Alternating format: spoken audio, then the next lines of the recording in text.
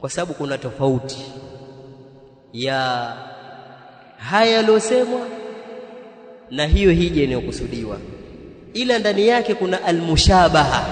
Nataka uelewe hapa, kuna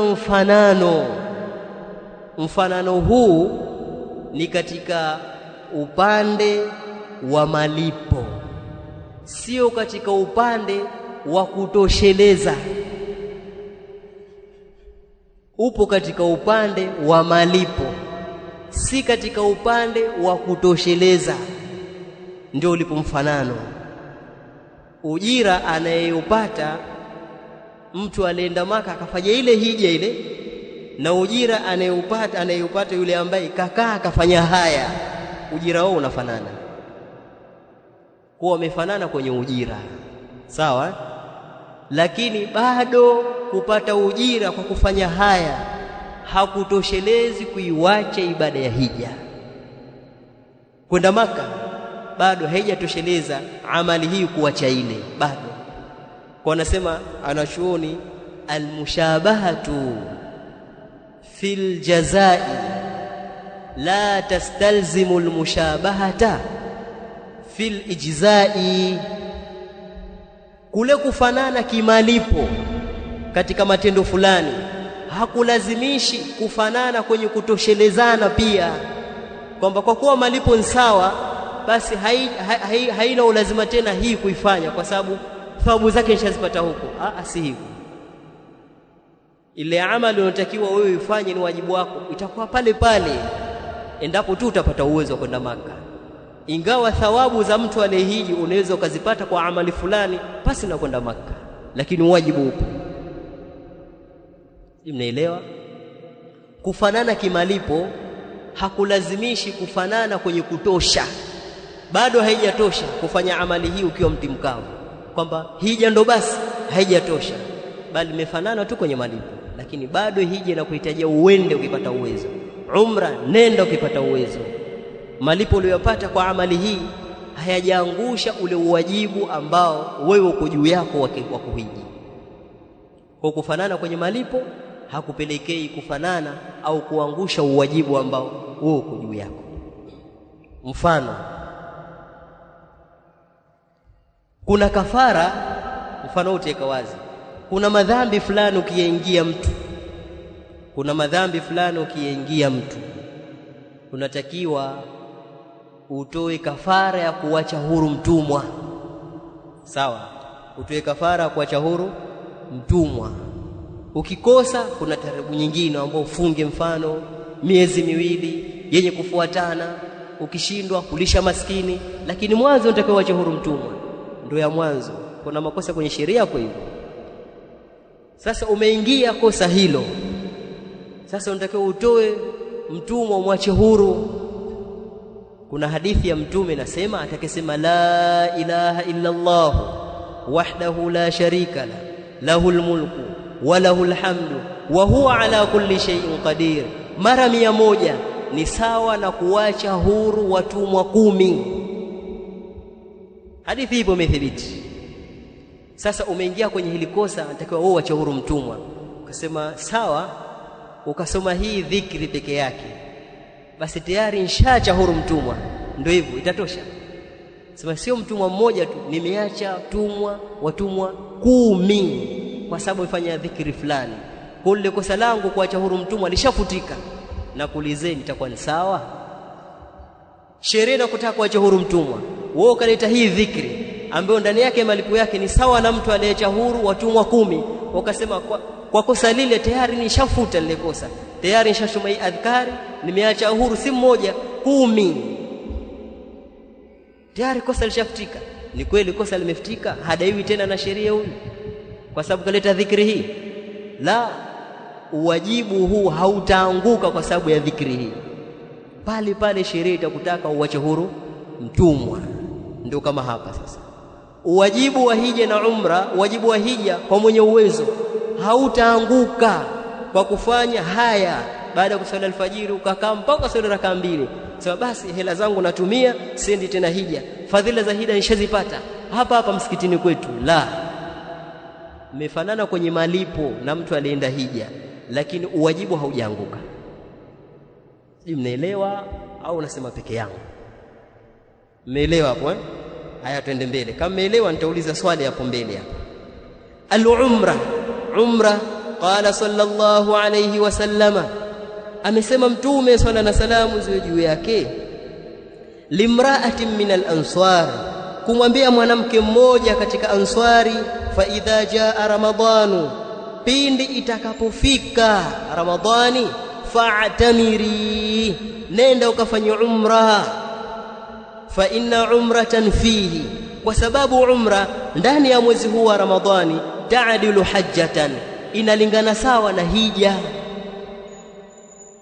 Anamwambia mwanamke mmoja katika answari, fa idha jaa ramadhanu, pindi itakapofika Ramadhani, fa'tamiri, basi fanya umra, fa'tamiri, fanya umra, fa inna umratan fihi ta'dilu hajja, kwa sababu umra ndani ya hiyo mwezi wa Ramadhani inalingana sawa na hija.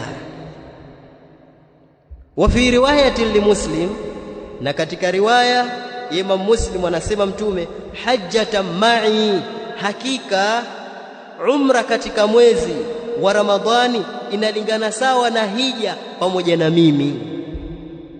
Umra ya Ramadhani yalingana sawa na hija ambayo mtu kafanya pamoja na mimi. Ikiwa Ramadhani umefanya umra hiyo, malipo yake ni sawa na hija ambayo mtu kafanya pamoja na mimi. Akhrajahu al-Bukhari wa Muslim. Nauliza swali, je, mtu akifanya umra Ramadhani, uwajibu wa hija ndio umeshaondoka? Kwa sababu Mtume kasema umra ndani ya mwezi wa Ramadhani inalingana sawa na hija kimalipo. Kwa uwezo wa hija huna, lakini ukienda umra hiyo Ramadhani, kuna zile fadhila za hija nishazipata, sina tena ulazima wa kuhiji. Ndio hivyo? Si hivyo. Mnalingana kwenye malipo, lakini hamlingani kwenye kutosha. Umra yako ya Ramadhani malipo sawa na aliyehiji, lakini bado haijatosha umra hii kuacha uwajibu wa hija. Uwajibu wa hija uko pale pale, ukipata tu uwezo unatakiwa uende ukafanye hija. Mfano wa hilo ni ile kauli ya Mtume sallallahu alaihi wasallam aposema, qul huwallahu ahad ta'dilu thuluth al-Qur'an. Suratul Ikhlas inalingana sawa na theluthi ya Qur'an. Swali, ukiisoma suratul Ikhlas mara 3, kwa maana umeshamaliza theluthi ngapi? 3. Kwa maana Qur'ani yote ushamaliza. Ukisoma Ikhlas 3 tu tayari ushamaliza Qur'ani yote, kwa sababu Qur'ani na theluthi 3. Sawa? Kuna qasas, visa na matukio ya watu waliopita, kuna ash-shari'atu wal ahkam, sheria na hukumu tofauti, lakini pia kuna at-tauhid, kumpwekesha Allah. Qur'ani imegawika sehemu 3: visa na matukio ya watu waliopita ili tupate mazingatio, sheria na hukumu tofauti, mwizi wakati mkono, mzinifu kadha. Hiyo ni sehemu ya pili. Sehemu ya 3 ni tauhidi, kumpwekesha Allah kwa aina zake zote 3: rububia, uluhia, asma'i wa sifati, na kuipiga vita shirki. Hii ni sehemu nyingine. Kwa hiyo Qur'ani yote imegawika sehemu ngapi? 3, ina theluthi 3. Mtume anasema Ikhlas, suratul Ikhlas inalingana sawa na theluthi 1 ya Qur'ani. Theluthi ipi? Ni hii theluthi ya tauhidi, kwa sababu suratul Ikhlas ni tauhidi mwanzo mpaka mwisho wake. Kwa imechukua theluthi 1 ya Qur'ani at-tauhidi. Sawa? Kwa hiyo bakia theluthi 2, sheria na al-qasas. Kwa ukikariri Ikhlas mara 3 itakuwa ushasoma zile theluthi zote 3, hauna haja kusoma sura nyingine. Ikhlas tu ya kutosha wewe kuimaliza Qur'ani yote. Swali, ndio hivyo au si hivyo? Si hivyo kivipi? Kama mmeelewa kule, nipeni jawabu hapa ili nione kweli mmeelewa. Si hivyo kivipi? Mmoja jitolea aseme kwa niaba ya wenzake.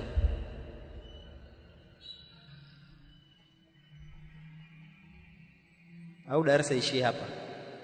Na mzee wasaidie vijana.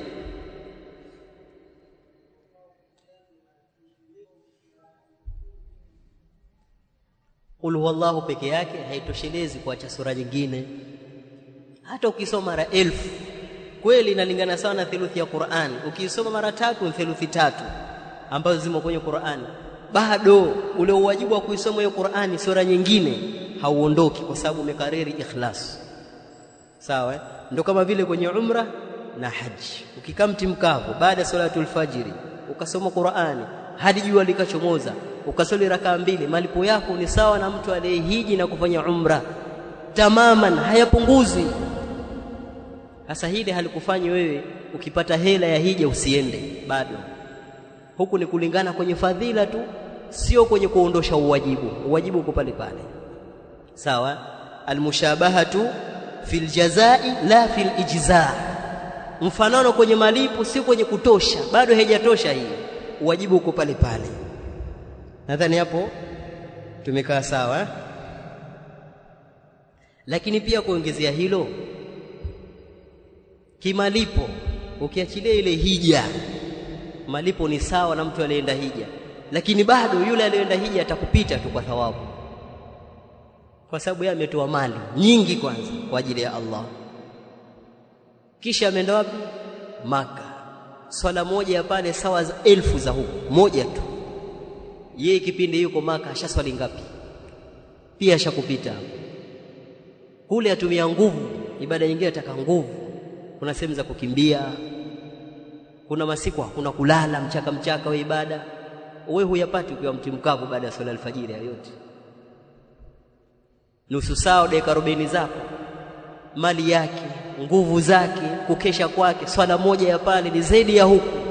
Hayo yote ukiongezea na ile hija yake, tayari ameshakupita.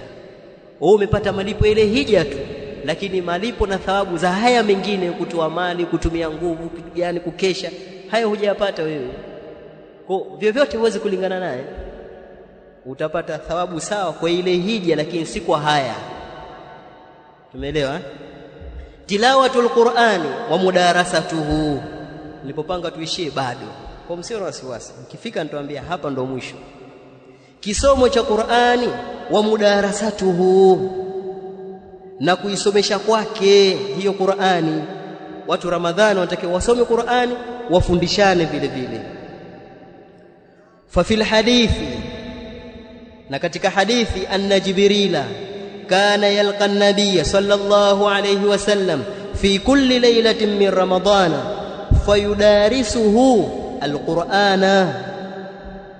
Hakika Jibrili alikuwa yalqa an-nabiy, anakutana na mtume, swala na salamu ziwe juu yake, fi kulli laylatin, katika kila usiku, min Ramadhan, wa mwezi wa Ramadhan, fayudarisuhu al-Qur'an, anamsomesha yeye Qur'an.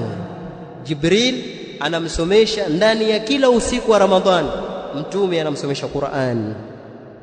Wasawa wanachuoni, almudarasa inatokana na fi'li min almufaala, ni fi'li ambayo inajulisha juu ya musharaka, kudarisishana, kusomeshana baina ya watu wawili na zaidi. Almudarasa, huyu kasoma kasikilizwa na huyu kasoma kasikilizwa na mwenzake, ndio almudarasa. Anasema fayudarisuhu alquran, anamsomesha yeye Qur'an, kwa maana wanadurusishana baina yao. Kama alivyosema hilo Sheikh Abdul Muhsin Al-Abbadi alipokuwa akisherehesha Sunan Abi Daud, akasema Jibrilu yaqra'u 'ala an-nabii sallallahu alaihi wasallam, Jibril alikuwa akisoma kwa mtume, warasulu yasma', na hali ya kuwa mtume anasikiliza vile anaposoma Jibril. Kisha akasema Sheikh Abdul Muhsin Al-Abbad, wala aqs, na kinyume chake vile vile ilikuwa inapatikana, ar-rasulu yaqra'u wa Jibrilu yasma'u, mtume anasoma na Jibrili anasikiliza. Fayuaridhuhu al-Qur'an, anayaridhi kwake Qur'an. Kuaridhi unajua maana yake? Wale wazee wa zamani, kuaridhi umeshafundishwa madrasa kipande chako hiki hapa, sasa waenda kusoma kwa mwalimu siku ya pili, kule kusoma mwalimu akakusikia, ile ndo kuaridhi. Kwa mtume baada ya kufundishwa, na yeye anaaridhi kwa Jibril, anasoma hali ya kwa Jibril anamsikiliza. Kwa hiyo fayudarisuhu, anamsomesha, lakini uhalisia wanasomeshana. Anasomewa mtume, kisha naye anasoma, Jibrili anasikiliza. Haya, kwa nini Jibril alikuwa anafanya hayo? Anasema Sheikh Muhammad Adam al-Ethiopi katika Dhakhiratul Uqba, anasema tadhkiratan lahu, Jibril alikuwa akiyafanya hayo kwa ajili ya kumkumbusha mtume Qur'an, wa tathbitan lihifdhihi, na kwa ajili ya kuithibitisha ile hifdhi ya mtume. Kila usiku wa Ramadhani anakuja kwa ajili ya kumkumbusha Qur'an na kuthibitisha hifdhi yake. Kwa jambo la mudara sana, mwezi wa Ramadhani misikitini natakikana wapatikane watu wa kusimamia wenzi wao kuwafundisha Qur'ani, waje watu waaridhi Qur'ani kwa wao, wakosoe, na wengine kuhifadhi, wakumbushie ile hifdhi yao na kuthibitisha yale maalumati kwenye Qur'ani. Hilo linatakikana lifanyike ndani ya mwezi wa Ramadhani, hasa misikitini. Haya, twende mbele.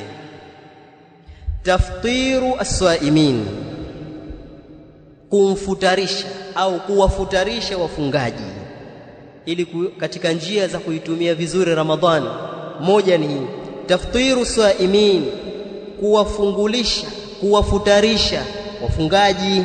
Qala sallallahu alayhi wasallam, man fattara saima, yeyote atakayemfuturisha aliyefunga, kana lahu mithlu ajrihi, kutapatikana kwake yeye mfano wa ujira wake yule aliyefunga.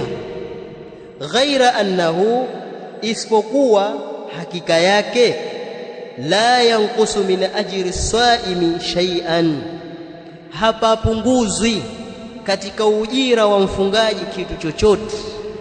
Man fattara saima, yeyote atakayemfuturisha aliyefunga, kana lahu mithlu ajrihi, atapata yeye huyo mfuturishaji huyo, atapata ujira wake huyo mfungaji. Ikiwa huyo aliyefunga ujira wa funga yake ni kiwango kadhaa, basi yule aliyemfuturisha na yeye atapata kiwango cha mfano wa ujira ule mfungaji. Ategemea umemfuturisha nani sasa. Kama ule mfuturisha anapata thawabu nyingi kwa hiyo funga ya siku hiyo, basi zile thawabu nyingi alizopata yeye na wewe utalipwa ule mfuturisha huyo, na wewe utalipwa.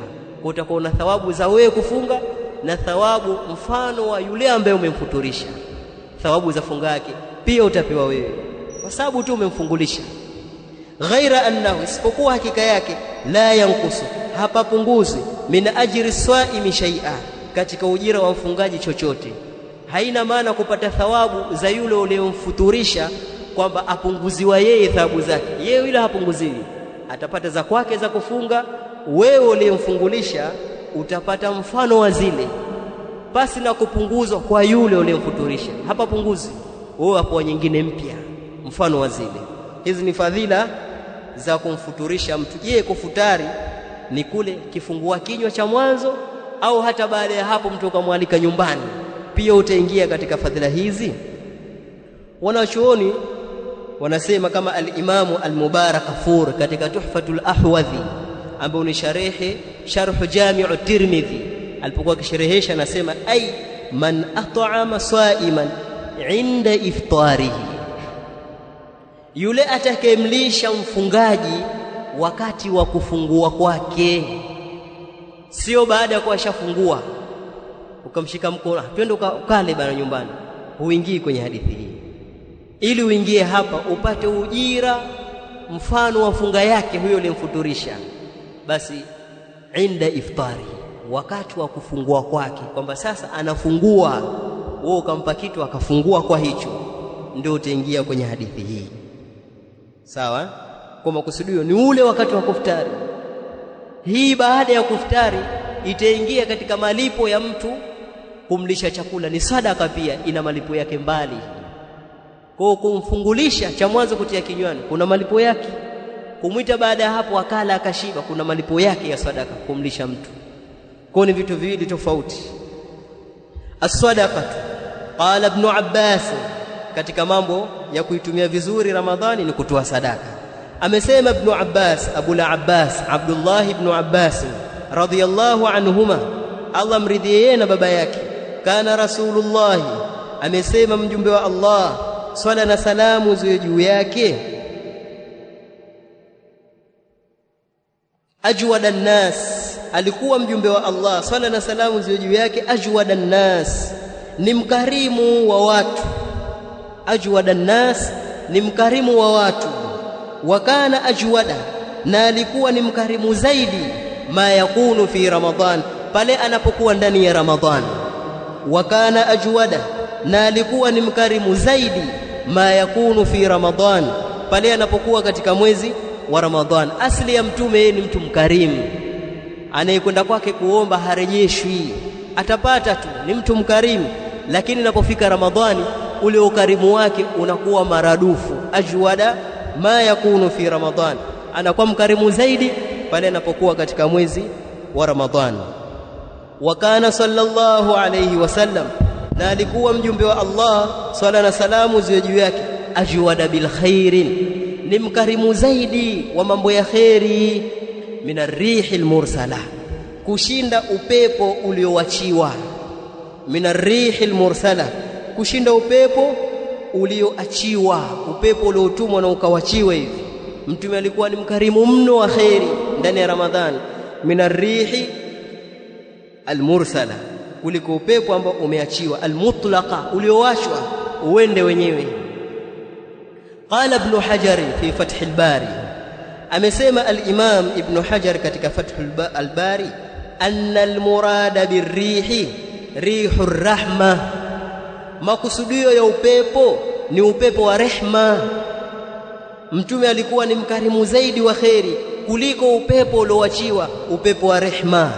Allati, upepo ambao yursiluha Allahu ta'ala liinzali al-ghayth al-'am, anaupeleka Allah ta'ala kwa ajili ya kushusha mvua yenye kuwaenea watu wote. Alladhi, ambayo yakunu sababan, mvua ambayo inakuwa ni sababu liisabati al-ardhi al-maita wa ghairi al-maita, inakuwa ni sababu ya kuipata ardhi iliyokufa ambayo haijafa. Anafafanua nini maana ya ar-rih al-mursala, kuliko upepo ulioachiwa. Nini maana yake? Anasema makusudio ya upepo hapa ni upepo wa rehma, upepo ambao Allah anautuma kwa sababu ya kupeleka mvua mahala fulani, kisha hiyo mvua inakuwa ni sababu ya kufika kwenye ardhi iliyomfu na ardhi ambayo si mfu. Kwa maana mvua ile inaenea ardhi zote, ardhi zinapata rutuba, mimea inatoka, inastawi, watu wanapata matunda kwa sababu ile mvua ambayo sababu yake ni upepo ulioachiwa. Kwa upepo al-mursala ni upepo wenye rahma, wenye manufaa kwa watu, wenye faida. Sasa mtume alikuwa yeye ni mkarimu zaidi kuliko upepo huu ndani ya Ramadhani. Vile vile al-Imam an-Nawawi akasema kwenye al-Minhaj, wal muradu karrihi fi isra'iha wa umumiha, na makusudio ya aliposema karrihi, alikuwa mtume ni mkarimu zaidi kama vile upepo. Makusudio fi isra'iha, katika kasi yake. Mtume alikuwa na kasi ya ajabu ya kutoa ndani ya mwezi wa Ramadhani. Wa umumiha, na kuenea kwake. Mtume alikuwa anatoa kwa kasi kubwa Ramadhani, tena utoaji wake unawaenea watu wote, hachagui, kuliko upepo uliotumwa. Sawa eh? Kwa tunachotakiwa ndani ya Ramadhani tutoe sana sadaka, tutoe hasa kuwafungulisha watu, kuwafuturisha. Hicho kidogo unachokiona si kidogo hicho, kishampa mtu kwa ajili ya kufungua, hicho ni kikubwa, kwa sababu yale malipo ya funga yake na wewe pia unayapata kwa sababu tu akumfungulisha. Si kidogo, tende moja tukokwe ile, lakini unapata malipo makubwa ya funga yake yeye uliyemfuturisha. Kwa kununua kijipakiti chako cha 500 ukaja msikitini, adhana imeadhiniwa au jua limezama, ukawagaia yule watatu, tayari uko mbali wewe. Sasa achilia ambalo umeleta boksi nzima ya tende hapa, siku ngapi mwafungulisha watu? Au kaleta vinywaji, maji, kahawa, si kitu gani, ili mradi mtu kafungua kwa kitu ambacho umeleta wewe, unapata ujira wale wote uliowafungulisha, ujira wa funga zao, na unapata thawabu ya kutoa sadaka vile vile. Al-i'tikaf, itikaf. Fa fil hadith katika hadithi anna an-nabiy sallallahu alaihi wasallam kana ya'takifu al-ashr al-awakhir, mtume alikuwa anakaa itikafu 10 la mwisho min Ramadhan, katika mwezi wa Ramadhan, hatta tawaffahu Allah, mpaka alipomfisha yeye Allah. Alidumu kukaa 10 la mwisho la Ramadhani itikafu hadi kufa kwake. Thumma atakafa azwajuhu, kisha wakakaa itikafu wakeze, min ba'dihi, baada yake yeye mtume kufariki. Kisha wakakaa itikafu wakeze baada yake yeye kufariki. Rawahu al-Bukhari. Maelezo kuhusu itikafu tutakuja kuyasoma kesho insha Allah. Itikafu ndio nini na baadhi ya masala yake. Je, wanawake wanakaa itikafu msikitini? Je, lazima uwe msikiti unaoswaliwa swala ya Ijumaa?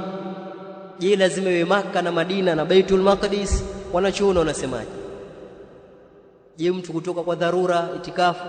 Hayote kuja kuona kesho insha Allah, ili tumalizie hii sehemu yetu. Kwa katika mambo ya kuvuna ndani ya mwezi wa Ramadhani, kukaa itikafu. Na mtume alikuwa akikaa 10 la kati, kwa maana la pili, mpaka Allah alipomfunulia wahi kwamba Lailatul Qadri ipo katika 10 la mwisho, akaacha kukaa 10 la pili, akaanza kukaa 10 la mwisho mpaka kufa kwake. Alidumu kwenye kukaa 10 la mwisho. Kwa ni jambo lenye kupendezeshwa ili kuitumia vizuri Ramadhani.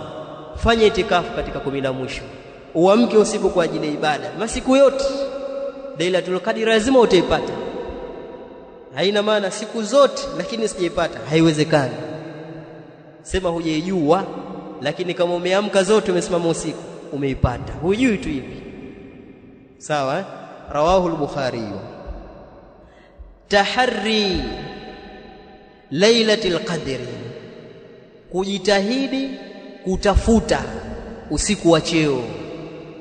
Taharri Lailatul Qadr, kujitahidi kutafuta usiku huo wa Lailatul Qadr, kujitahidi kuutafuta. Na mtume katoa alama zake na baadhi ya masiku yake ambayo ni masiku ya autar, masiku ya witri. Kujitahidi kutafuta kivipi? Kusimama kwa ajili ya ibada.